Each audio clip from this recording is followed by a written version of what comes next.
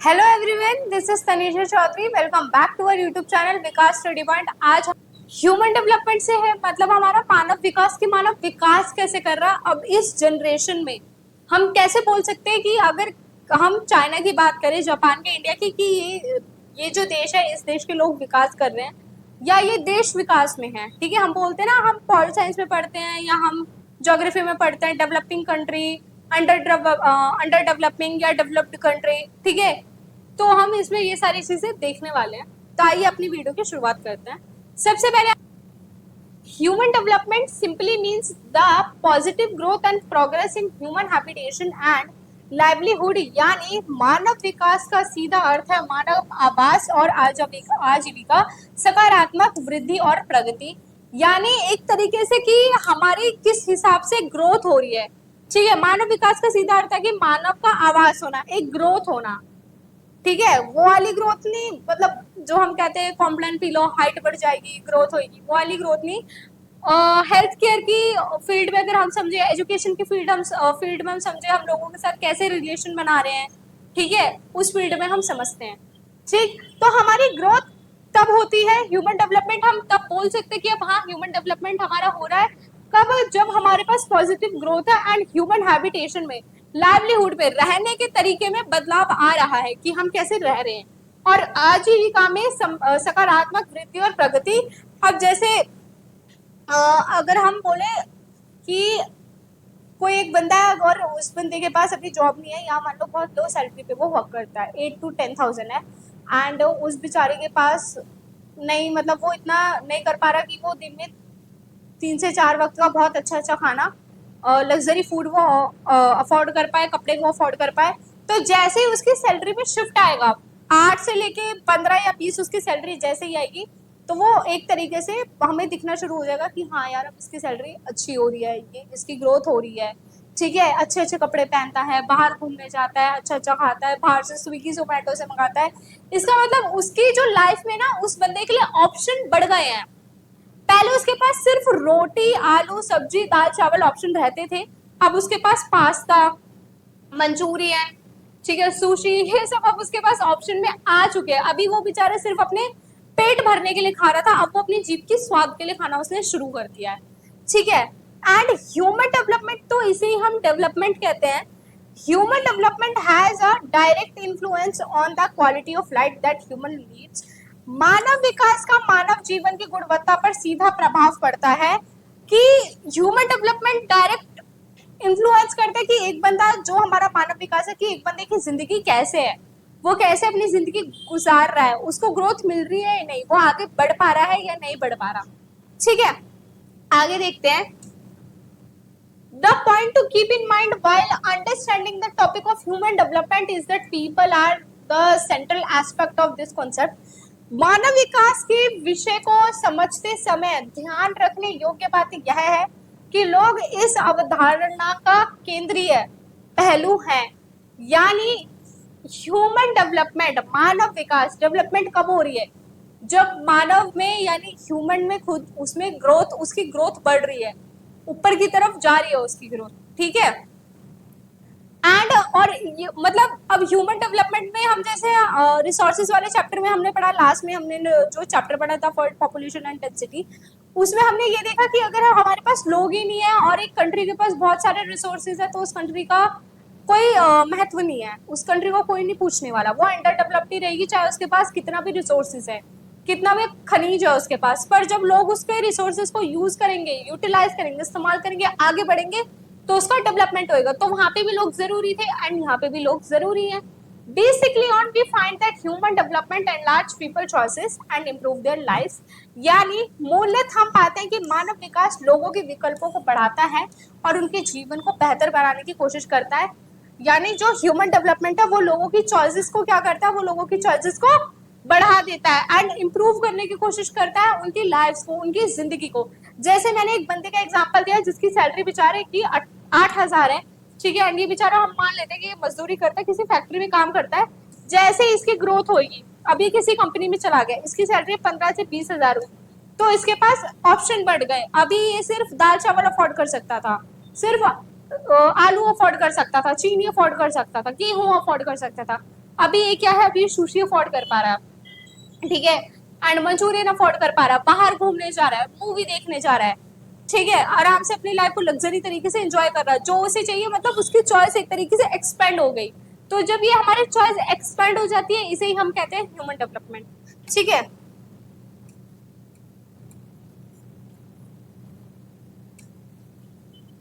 Growth and development, ठीक है, यानी both growth and development refer to changes over a period of time. वृद्धि और विकास दोनों ही समयावधि में होने वाले परिवर्तनों को संदर्भित करते हैं, यानी जो हमारा ग्रोथ मतलब हो गया हमारा वृद्धि, ग्रोथ मतलब हो गया हमारा वृद्धि, एंड विकास मतलब हो गया हमारा डेवलपमेंट। तो हमारी जो वृद्धि है और जो हमारा डेवलपमेंट है, ये कैसे होती है, टाइम के साथ साथ। ये एक तरीके एक टाइम पे नहीं रुक सकती। अगर कोई एक बंदा 8,000 कमा रहा है तो ये पॉसिबिलिटी नहीं है कि वो हमेशा 8,000 ही कमाए। उस बंदे को हक है आगे बढ़ने का, और जब वो आगे बढ़ेगा, जब उसकी सैलरी 8 से 15-20 हजार पे पहुंचेगी, तो उसे हम ह्यूमन डेवलपमेंट बोलेंगे। यानी टाइम के साथ चीजें बदलती जाती है। जैसे हम ह्यूमन का एवोल्यूशन देखते हैं ना, कि पहले आदि मानव लोग थे, पत्ते के कपड़े पहनते थे, जानवर को पकड़ के खाते थे, गुफाओं में रहते थे, फिर उन्होंने आग जलाना सीखा, खाना बनाना सीखा, मिट्टी के बर्तन बनाना सीखे, बच्चे पालना सीखा, शासन कैसे करना है, हमें सोसाइटी में कैसे मिलजुल के रहना है, ये सब सीखा। तो ये सारे इवोल्यूशन जो है ये यहाँ पे भी इम्प्लीमेंट होता है, कि जो चेंज होता है ना हमारे सोसाइटी में, हमारी लाइफ में टाइम के साथ, उसे हम डेवलपमेंट बोलते हैं, ठीक है। आगे है, द डिफरेंस इज दैट कि ग्रोथ जो है ना, वो ग्रोथ जो है आपकी क्वांटिटिव है एंड वैल्यू न्यूट्रल, ठीक है। While development means a qualitative change which is always value positive. यानी अंतर यह है कि विकास मात्रात्मक और मूल्य तटसत्य होता है, जबकि विकास का अर्थ गुणात्मक परिवर्तन होता है, जो सदैव मूल्य सकारात्मक होता है। यानी एक तरीके से अगर हम ग्रोथ बोले, ग्रोथ हमारे फिर भी एक टाइम पे रुक सकती है, ठीक है। ग्रोथ का ऐसा पॉसिबिलिटी नहीं कि ग्रोथ हमेशा होएगा ही होएगा। जैसे कुछ लोग, कुछ बच्चे बेचारे थोड़े अंडर डेवलपमेंट होते हैं, सही खाना पीना ना मिलने की वजह से ग्रोथ रुक जाती है। जैसे ड्रॉफ होते हैं, यानी हाइट बहुत छोटी होती है, या बहुत ज्यादा अंडरवेट होते हैं, या उनको कुछ सीरियस हेल्थ इशू होता है, पोलियो होता है, तो वो क्या है, उन बेचारों की ग्रोथ जो है वो एक टाइम पे ड्यू टू सम रीजन वो रुक गई है। लेकिन जो डेवलपमेंट है ना, डेवलपमेंट नहीं रुकती। एंड ग्रोथ, जब ग्रोथ होती है ना, जब हमारी जो ग्रोथ होती है, जब वो पॉजिटिव वे ले लेती है, एक पॉजिटिव वे में इंक्रीज होती है, तो तब हम उसको कन्वर्ट कर देते हैं हमारा डेवलपमेंट में, कि हाँ भाई अब हमारी डेवलपमेंट हो रही है, ठीक। Growth means that the change may be either positive or negative, while development occurs when positive growth take place। यानी वृद्धि का यह अर्थ है कि परिवर्तन सकारात्मक या नकारात्मक हो सकता है, जबकि विकास तब होता है जब सकारात्मक वृद्धि होती है। ग्रोथ का मतलब ये होता है, ग्रोथ या तो देखो या तो पॉजिटिव होगी या तो नेगेटिव होगी। वृद्धि या तो आपकी सकारात्मक होगी या नकारात्मक होगी, बट आपकी जो डेवलपमेंट है, आपका जो विकास है, वो हमेशा क्या रहेगा, वो हमेशा आपका बढ़ता रहेगा, वो हमेशा आपका सकारात्मक ही रहेगा। जबकि विकास तब होता है जब वो सकारात्मक वृद्धि होती है, यानी आपका पॉजिटिव ग्रोथ होता है, पॉजिटिव तरीके से बढ़ते हैं, ठीक है। उसके बाद ये बहुत इंपॉर्टेंट है यार, ये दोनों आपका डेफिनेशन लिखे 1 मार्कर में, एमसीक्यू में आ जाता है ये। The concept of human development was introduced by महबूब उल हक। अभी ये ह्यूमन डेवलपमेंट का कॉन्सेप्ट किसने दिया, ये हमें दिया है हमारे जो विद्वान होते हैं, या हमारे जो स्कॉलर है, हमारे स्कॉलर महबूब उल हक, ये आपको याद रखना है, इन्होंने हमें कॉन्सेप्ट दिया किसका, ह्यूमन डेवलपमेंट का। मानव विकास की अवधारणा डॉक्टर महबूब उल हक द्वारा प्रस्तुत की गई, ठीक है। डॉक्टर हक ने बोला कि Dr. Huck has described human development as development that enlarge people's choices and improve their lives। यानी डॉक्टर हक ने मानव विकास को ऐसे विकास के रूप में वर्णित किया है जो लोगों के विकल्पों को बढ़ाता है और उनके जीवन को बेहतर बनाता है। यानी लोगों की चॉइसेस बढ़ती जा रही है, ठीक है। लोगों की चॉइसेस जैसे एक टाइम से पहले मैंने एग्जांपल दिया, पहले वो जब वो 8,000 कमाता था, तब वो बेचारा पूरे दिन अपने घर में ही रहता था, रोता रहता था, खुद को कोसता रहता था, लोग बाहर जा रहे हैं, ठीक है। अब क्या है, वो भी बाहर जाके रेस्टोरेंट में खाना खा रहा है, अच्छे अच्छे कपड़े पहन रहा है, सैयारा मूवी देख के आ रहा है, 2-3 बार देख के आ रहा है वो मूवी, बड़े अच्छे से मूवी को वो एंजॉय कर रहा है, अच्छा ऐसा क्या है इस मूवी में सब देख के रो रहे हैं तो चलो हम भी देखते हैं, तो वो मूवी देखने जा रहा है, तो अब उसको अच्छा फील हो रहा है कि हाँ मैं भी अपनी लाइफ में कुछ कर रहा हूँ, ठीक है, उसको एक पॉजिटिविटी मिलती है एक तरीके से, ठीक है। तो इसका मतलब यही है कि जब लोगों की चॉइसेस जो है ना, जब वो इंक्रीज होती है, चॉइसेस बढ़ जाती है, जैसे हम जब मार्केट में जाते हैं तो मार्केट में हम देखते हैं ना हमारे पास बहुत सारी वैरायटी होती है, यहाँ पे एक वैरायटी नहीं है, यहाँ पे बहुत सारी वैरायटी है, तो वो एक हमारे लिए हमारी, अगर किसी बंदे के पास बेचारे के पास पैसे ही नहीं है तो वो बेचारा बंदा जाएगा ही क्यों, ठीक है, और जिसके पास पैसे है इसका मतलब उसके पास चॉइसेस है, वो कुछ भी खरीद सकता है, तो वो बंदा जाएगा, जो उसका मन करेगा वो खरीद के लाएगा, ठीक है। उसके बाद है की एरियाज क्या है, हम कैसे देख सकते हैं कि किसी कंट्री का या किसी इंसान का, किसी मानव व्यक्ति का, किसी औरत का, बच्चे का डेवलपमेंट हो रहा है, विकास के स्तर पे है वो या नहीं है, ये हम तब पता लगा सकते हैं, access to resources, health and education are the key areas of human development, यानी संसाधनों तक पहुंच, स्वास्थ्य और शिक्षा मानव विकास के प्रमुख क्षेत्र हैं, यानी संसाधन जो है उसके पास सही मात्रा में सही वक्त पे पहुंच रहा है, जैसे साफ पानी आ रहा है उसके पास, ठीक है, उसके घर में साफ अच्छा पानी आ रहा है, आसपास उसके बहुत साफ सुथराई में वो बंदा रह रहा है, ठीक है, उसके पास क्या है, फिर उसके पास हेल्थ भी अच्छी है, वो हॉस्पिटल का खर्चा, दवाइयों का खर्चा अफोर्ड कर पा रहा है, अपने बच्चों की एजुकेशन अफोर्ड कर पा रहा है, ये सारी चीजें कर पा रहा है, इसका मतलब उस बंदे की डेवलपमेंट हो रही है, वो बंदा अपनी लाइफ में सही जा रहा है, ठीक है। अब ये है building people's capability in the areas of health, education and access to resources is therefore important in enlarging their choices, यानी इसलिए स्वास्थ्य, शिक्षा और संसाधनों तक पहुंच के क्षेत्र में लोगों की क्षमताओं का निर्माण करना उनके विकल्पों को बढ़ाने के लिए महत्वपूर्ण होता है, यानी हम क्या कर रहे हैं, पीपल की हम एक तरीके से कैपेबिलिटी इनहेंस कर रहे हैं, ठीक है, कि जब हम इस बंदे को क्या देंगे, हम इसे हेल्थ देंगे, इसे एजुकेशन देंगे, और इसके पास रिसोर्स पहुंचेगा सही टाइम पे जब उसको जरूरत है और कितनी मात्रा में उसको जरूरत है, ठीक है, तो जब इसके पास रिसोर्स रहेगा तो क्या होगा, उसके पास चॉइसेस बढ़ेगी एंड वो अपने को और अच्छे से वो बंदा डेवलप कर पाएगा, ठीक है। उसके बाद है हमारा the 4 pillar of human development, यानी मानव विकास के 4 स्तंभ की, हमारे जो मानव विकास है वो इन 4 पिलर्स पे हमारा डिपेंड करता है, ये मतलब हमारी लाइफ में होने ही चाहिए, तब हम पता लगा सकते हैं किसी भी कंट्री में या इंसान की लाइफ में कि हाँ इस बंदे के पास डेवलपमेंट है या नहीं है। तो इन 4 मानव विकास को हम देख लेते हैं, इनमें से है पहली है हमारे पास इक्विटी बोले तो हिस्सेदारी, यानी हमारे हिस्से में जो चीज है वो हमें मिल रही है या नहीं मिल रही है। उसके बाद है सस्टेनेबिलिटी, वायनता, ठीक है, कि हम उस चीज को ऐसा ना हो कि चीज हमें मिल गई, ठीक है, हमारे हिस्से में आ गया और हम उसे सारा यूज कर ले, हमें आगे के लिए भी सोचना है, आगे की जनरेशन के लिए हमें वो चीज बता के चलनी है, ठीक है।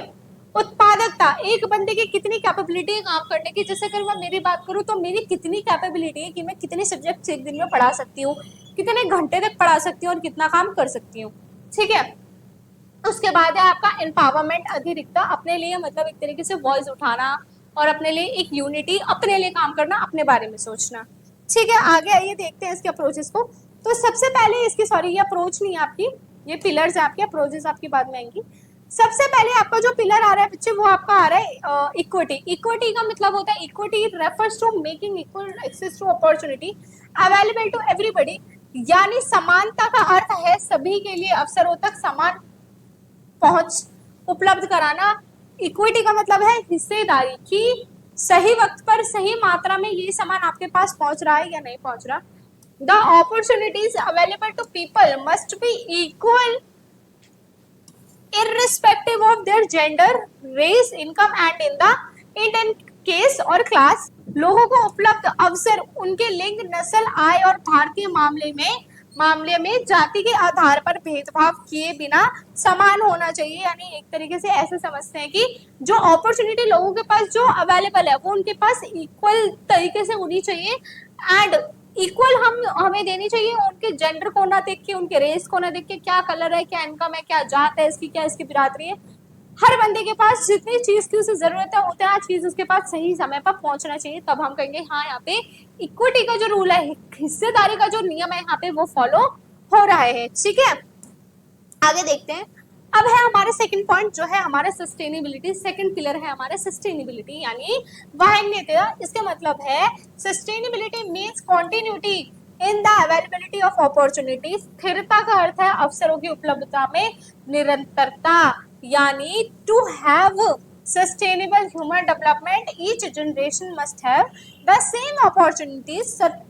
सतत मानव विकास के लिए प्रत्येक पीढ़ी को समान अवसर मिलने चाहिए, यानी एक तरीके से कि कोई रिसोर्स मेरे पास आया है तो मैं उसका मिसयूज ना करूं, और ऐसा ना हो कि मैं सारा यूज कर लूं। सारे में यूज करूंगी, आगे आने वाले टाइम पे क्या बचेगा? कुछ भी नहीं बचेगा आगे आने वाली जनरेशन के लिए। उनके लिए भी सोच के चलना है ना, तो चीज को यूज करो लिमिट में रह के, कि आगे आपको फ्यूचर में अगर आपको कभी मान लो आपके पास घर में पानी खत्म हो गया, किसी दिन पानी नहीं आया, तो आपको क्या करना है, पहले से पानी की बचत करके चलनी है, पानी को बचा के चलना है। आप ऐसे टंकी वंकी में बाल्टी बाल्टी में भर के रख दोगे कि भाई किसी दिन अब गर्मी चल रही है, क्या पता पीछे से सप्लाई ना आए दिल्ली जल बोर्ड की तरफ से, पानी बंद हो जाए किसी भी रीजन से, तो हम क्या करते हैं पहले से ही स्टोर करके रख लेते हैं। तो आपको क्या करना है, उस चीज को ज्यादा मिसयूज नहीं करना है कि वो आगे आगे जनरेशन तक चल पाए। आपको आगे तक लेके जाना है उसको।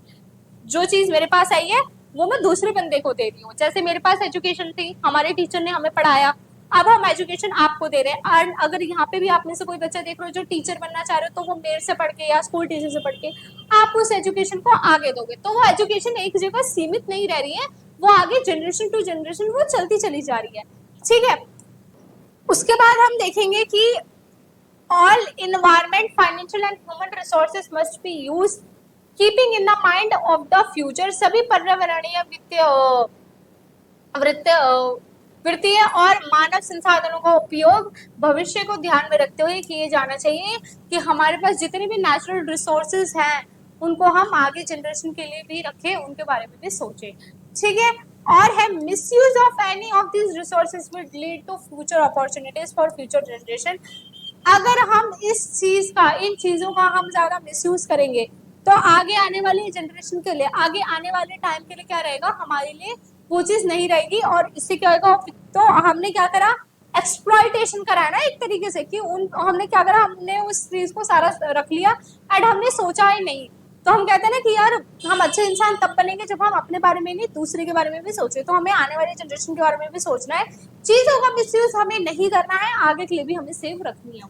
ठीक है, उसके बाद आपका आता है प्रोडक्टिविटी। प्रोडक्टिविटी से समझते हैं, प्रोडक्टिविटी यानी productivity means human labour productivity और productivity in terms of human work, यानी उत्पादकता का अर्थ है मानव श्रम उत्पादकता, यानी या फिर मानव कार्य के संदर्भ में उत्पादकता, यानी एक बंदा जब काम कर रहा है उसकी कितनी कैपेबिलिटी है काम करने की, जिसपे हमारा ह्यूमन डेवलपमेंट बेस्ड है। सबसे पहले हमने देखा इक्विटी। इक्विटी यानी हिस्सेदारी, सारी सबको अपॉर्चुनिटी मिलेगी। सस्टेनेबिलिटी, चीज का मिसयूज नहीं करेंगे तो उस बंदे को डेवलपमेंट मिलेगी, देश को डेवलपमेंट मिलेगी। थर्ड है कि अगर हम कुछ काम कर रहे हैं तो मेरी कितनी क्षमता है पढ़ाने की। जैसे मैंने बोला, मैं लगातार, अगर बोलो लगातार विदाउट एनी ब्रेक, तो मैं 4 या 5 घंटे में विदाउट एनी ब्रेक पढ़ा सकती हूँ, तो वो मेरा एक प्रोडक्टिविटी है। ठीक है, कि मैं कितना काम आपको निकाल के दे रही हूँ। ठीक है, मैं अपनी पूरी एनर्जी कितनी यूज कर पा रही हूँ। And such productivity must be consistently enriched by building capability in people. और ऐसी उत्पादकता को लोगों में क्षमताओं का निर्माण करके निरंतर समृद्ध किया जाना चाहिए। उस बंदे का डेवलपमेंट पॉसिबल नहीं है जिसकी प्रोडक्टिविटी बहुत कम है, वो काम ही नहीं कर सकता है, चाहे वो उसको हेल्थ इशू है या कुछ है, वो आगे मतलब वो फिजिकली उसको कुछ प्रॉब्लम है कि वो काम नहीं कर सकता है। वो दिन में 1 घंटा या 2 घंटा भी किसी भी नौकरी को या पढ़ाई को वो नहीं दे पा रहा है, तो उसका ह्यूमन डेवलपमेंट फिर नहीं हो पाएगा। तो हमारा ह्यूमन डेवलपमेंट जो है वो हमारा प्रोडक्टिविटी पे भी बेस्ड है, कि हम कितना काम कर सकते हैं, कितनी क्षमता है हमारी काम करने की। ठीक है, उसके बाद है हमारा लास्ट है, ये फोर्थ है हमारा एम्पावरमेंट। इसका मतलब ये होता है it means to have the power to make choices, यानी इसका अर्थ है चुनाव करने की शक्ति होना। How to choose right people for your life, कैसे हम सही काम को यूज करें, कि आगे जाके हमें रिग्रेट ना हो, यार मैंने तो टीचिंग प्रोफेशन चूज कर लिया, मेरे को तो समझ नहीं आ रहा, मुझे प्रोडक्टिविटी नहीं दिख रही है, मैं तो बहुत थक जाती हूँ, मैं तो बच्चों को पढ़ा ही नहीं पाती हूँ, मैं किसी और फील्ड में होती तो इससे ज्यादा पैसा अर्न कर रही होती। ठीक है, तो सही चॉइसेस कैसे बनाए, एम्पावरमेंट में ही आया। उसके बाद such power come from increasing freedom and capability, यानी जब हमारे पास फ्रीडम होगी हर चीज की, हाँ मैं ये भी कर सकती हूँ, ये भी कर सकती हूँ, ये भी कर सकती हूँ, मेरे पास 5 प्रोफेशन है, डॉक्टर, इंजीनियर, मॉडल, या फिर टीचिंग, या फिर इन्फ्लुएंसर, तो ये मेरे पास एक तरीके से चॉइसेस हो गई ना। अब मेरे ऊपर है कि मैं इन चॉइस में से किस एक प्रोफेशन को चूज करूंगी कि इस प्रोफेशन में मुझे जाना है और इस प्रोफेशन में मुझे जाके live, if I want to be a teacher और क्या कहते हैं इन्फ्लुएंसर, तो मैं टीचर, या तो मैं टीचर में जाऊंगी या इन्फ्लुएंसर में जाऊंगी, और इसमें मैं कैसे अपना डेवलपमेंट कर पाऊंगी कि मेरी आगे आने वाले जनरेशन के लिए मुझे प्रॉब्लम ना हो, मेरा पूरा तरीके से डेवलपमेंट हो कि सर्वाइवल के लिए प्रॉब्लम ना हो। ठीक है, तो ये जो पावर है आपकी, एम्पावरमेंट आती है कहाँ से, इंक्रीजिंग फ्रीडम एंड कैपेबिलिटी। जब मेरे को फ्रीडम दोगे आप कि तनिषा हम आपको 5, जैसे अगर मान लो, चलो तुम्हारा एग्जांपल ले लेते हैं, मेरा छोड़ो, हम क्या करते हैं 11th में बच्चे को हम फ्रीडम देते हैं कि आपके पास देखो, आपके पास 3 सब्जेक्ट है, साइंस है, कॉमर्स है एंड ह्यूमैनिटीज है, और आपको क्या करना है, इन तीनों में से चूज करना है, आपको आगे किस में करियर बनाना है अपना। ठीक है, किस में आप बहुत अच्छे हो। अब क्या होगा अगर हम उस बच्चे को जिसका साइंस वीक है या जिसका मैथ्स वीक है, उसे हम क्या करें, साइंस ही पकड़ाएं, तो वो बच्चा तो ग्रोथ कर ही नहीं पाएगा, वो तो सब्जेक्ट उसका ऑलरेडी वीक है। तो हमने क्या करा, हमने फील्ड को एक्सपेंड कर दिया, चॉइसेस को बढ़ा दिया कि 3 चॉइसेस हम आपको दे रहे हैं, एंड अब आपके ऊपर है कि आप किस फील्ड में, ह्यूमैनिटीज के फील्ड में, साइंस के फील्ड में, कॉमर्स के फील्ड में अपना फ्यूचर बिल्डअप करना चाह रहे हो एंड आगे बढ़ना चाह रहे हो एंड डेवलपमेंट करना चाह रहे हो। ठीक है, तो ये हमने एक तरीके से स्कूल्स ने, सोसाइटी ने, गवर्नमेंट ने, पेरेंट्स ने आपको फ्रीडम दी कि बेटा मैं तेरे को क्या करो, मैं तेरे को 3 ऑप्शन दे रहा हूँ, 3 में से एक तुझे चूज करना पड़ेगा अपने अकॉर्डिंग। उसके बाद है कैपेबिलिटी, तो फिर उसके बाद मैं अपनी कैपेबिलिटी देखूंगी कि क्या इस प्रोफेशन में, चलो मैंने चूज कर लिया, फ्रीडम मुझे मिली, फ्रीडम से मैंने ऑप्शन चूज करा, ह्यूमैनिटीज चूज करी, अब क्या मैं ह्यूमैनिटीज में सही कर पाऊंगी, अच्छा कर पाऊंगी, और अच्छा करने के लिए मैं ऐसे क्या करूं, और प्रोडक्टिव मैं कैसे बन पाऊंगी कि मैं बच्चों को और अच्छे तरीके से पढ़ाऊं, कि बच्चों को मेरा टीचिंग मेथड पसंद आए, ठीक है, कॉन्सेप्ट की क्लैरिटी मिले मेरी तरफ से। ठीक है, उसके बाद है the empowerment of socially and economically disadvantage group is of special importance, यानी सामाजिक और आर्थिक रूप से वंचित समूहों का शक्तिकरण विशेष महत्व रखता है, यानी एम्पावरमेंट की हमें एम्पावरमेंट रखनी है, यानी हमें इंपॉर्टेंस देनी है उन लोगों को जो बेचारे थोड़े पीछे हैं, सामाजिक और आर्थिक रूप से पीछे हैं, चाहे वो ट्राइबल कम्युनिटीज हो गए, बैकवर्ड क्लासेस हो गए, ठीक है, डिसएडवांटेज ग्रुप हो गए, जो चाह के भी बेचारे थोड़ा आगे नहीं बढ़ पा रहे, तो हमें क्या करना है, उन्हें हमें एक्स्ट्रा अपॉर्चुनिटी देनी है जिससे वो बेचारे आगे बढ़ पाए, हमारे साथ वो आ पाए, इक्वलिटी मिले उन्हें। ठीक है, तो यहाँ पे ये हमारी चॉइसेस खत्म होती है। अब हम अपना पिलर्स हमारे खत्म होते हैं, अब हम अपना नेक्स्ट टॉपिक शुरू करेंगे, अप्रोचेस टू ह्यूमन डेवलपमेंट, यानी मानव विकास के दृष्टिकोण। ठीक है, कि हम किस हिसाब से ऐसे देख सकते हैं कि हाँ ये देश जो है ये डेवलप हो रहा है या ये नहीं हो रहा है, क्या अप्रोचेस है जिसकी वजह से ह्यूमन डेवलपमेंट हमारा होता है। ठीक है, आगे आइए देखते हैं। सबसे पहले है हमारा द इनकम अप्रोच, यानी आय दृष्टिकोण। This approach states the level of income reflects the level of freedom and an individual enjoy, यानी इस दृष्टिकोण के अनुसार आय का स्तर किसी व्यक्ति की स्वतंत्रता के स्तर को दर्शाता है। इस दृष्टिकोण के अनुसार आय का स्तर किसी भी व्यक्ति की स्वतंत्रता को दर्शाता है कि नहीं, इनकम अप्रोच पे हम कैसे फोकस करके रख सकते हैं कि हाँ इस बंदे का डेवलपमेंट हो रहा है या नहीं हो रहा। इस अप्रोच में क्या होता है कि जितना आपके पास इनकम है तो आप उसके इनकम के अनुसार आप अपनी कितनी नीड्स पूरी कर पा रहे हो, 3 वक्त का खाना अफोर्ड कर पा रहे हो या नहीं, बच्चों की स्कूल की पढ़ाई कर पा रहे हो या नहीं, उनका अच्छा एजुकेशन कर पा रहे हो या नहीं, साफ पानी कर पा रहे हो, इलेक्ट्रिसिटी कर पा रहे हो, अगर घर में कोई बीमार पड़ गया उसकी दवाइयों का खर्चा अफोर्ड कर पा रहे हो नहीं। तो ये सारी चीजें कहाँ से, ये इनकम से ही है ना, इनकम नहीं जनरेट होगा तो कहाँ से आएगा, कुछ भी नहीं आएगा, बेचारा वो अंडर डेवलप्ड रह जाएगा। ठीक है, उसके बाद है higher the level of income the higher is the level of human development. आय का स्तर जितना ऊंचा होगा मानव विकास का स्तर भी उतना ही ऊंचा होगा। यानी जितनी इनकम आपकी बढ़ती जाएगी, चॉइसेस आपकी उतनी एक्सपेंड होती जाएगी एंड उतना आपका ह्यूमन डेवलपमेंट होएगा। जैसे अगर मान लो किसी बंदे की कोई बंदा ठीक है नॉर्मल नॉर्मल कमा रहा है, इतना हो रहा है कि हो जाता है, तो अब क्या है, वो जब जाता है कि गवर्नमेंट हॉस्पिटल में देखता है कि हाँ मुझे अच्छी फैसिलिटी नहीं प्रोवाइड हो रही, ठीक है, तो अब प्राइवेट में तो वो बेचारा अफोर्ड नहीं कर सकता ना। अब जो रिच बंदा है या फिर उसके पास जब ज्यादा पैसा आ गया, अब उसकी इनकम इंक्रीज हो गई है, तो वो क्या करेगा, वो प्राइवेट में जाएगा, प्राइवेट में उसको अच्छी फैसिलिटी मिलेगी, तो वो ज्यादा अच्छे से डेवलप हो पाएगा, अपनी उस जो भी उसकी डिजीज या परेशानी है, क्रोनिक डिजीज है, उसे वो क्या कर पाएगा, क्योर कर पाएगा एंड अपनी लाइफ में वो बेटर करेगा। ठीक है, आगे है हमारा वेलफेयर अप्रोच यानी कल्याण दृष्टिकोण। इसमें हम देखेंगे this approach state the government is responsible for providing basic facilities जैसे health, education and amenities to people. इस दृष्टिकोण के अनुसार सरकार लोगों को स्वास्थ्य, शिक्षा और अन्य बुनियादी सुविधाएं प्रदान करने के लिए जिम्मेदार है। ठीक है, कि गवर्नमेंट, ये जो अप्रोच है आपकी गवर्नमेंट पे डिपेंड है कि गवर्नमेंट अपने सिटीजन्स को कैसे ट्रीट करती है एंड उनकी बेसिक नीड को पूरा कर रही है या नहीं, उनके वेलफेयर के लिए काम कर रही है या नहीं। ठीक है, तो इसमें ये इस अप्रोच का मतलब है गवर्नमेंट जो है वो रिस्पॉन्सिबल है प्रोवाइड करने के लिए basic facilities, sorry basic facilities जैसे हेल्थ है, स्वास्थ्य के फील्ड में, एजुकेशन के फील्ड में, एमिनिटीज के फील्ड में। ठीक है, उसके बाद थर्ड हमारी आ रही है मिनिमम अप्रोच यानी न्यूनतम आवश्यकता दृष्टिकोण। इस अप्रोच में क्या है, in this approach emphasises is on providing 6 basic need. 6 basic need जो हम कहते हैं ना रोटी कपड़ा मकान, उसमें 3 चीजें हमने और ऐड कर दी, जिसमें हमारे पास हेल्थ है, स्वास्थ्य, ठीक है, एजुकेशन है, शिक्षा, फूड है खाना, वाटर है पानी, सैनिटेशन साफ स्वच्छ, और हाउसिंग मतलब घर। ठीक है, इस दृष्टिकोण में 6 बुनियादी आवश्यकताओं अर्थात स्वास्थ्य, शिक्षा, भोजन, जल आपूर्ति, स्वच्छता और आवास प्रदान करने पे जोर किया जाता है। कि मिनिमम नीड्स अप्रोच हम कैसे पता लगा सकते हैं कि एक बंदे का डेवलपमेंट हो रहा है, यानी उसके पास ये 6 चीजें होनी चाहिए। 6 चीजें मतलब लाइफ में बढ़िया कर रहा है, आगे जा रहा है, ठीक है, और डेवलप कर रहा है, अपने नेशन की जो ग्रोथ है उसमें कॉन्ट्रीब्यूट वो बंदा कर पा रहा है। ठीक है, अगर उसके पास ये चीज है तो। ठीक,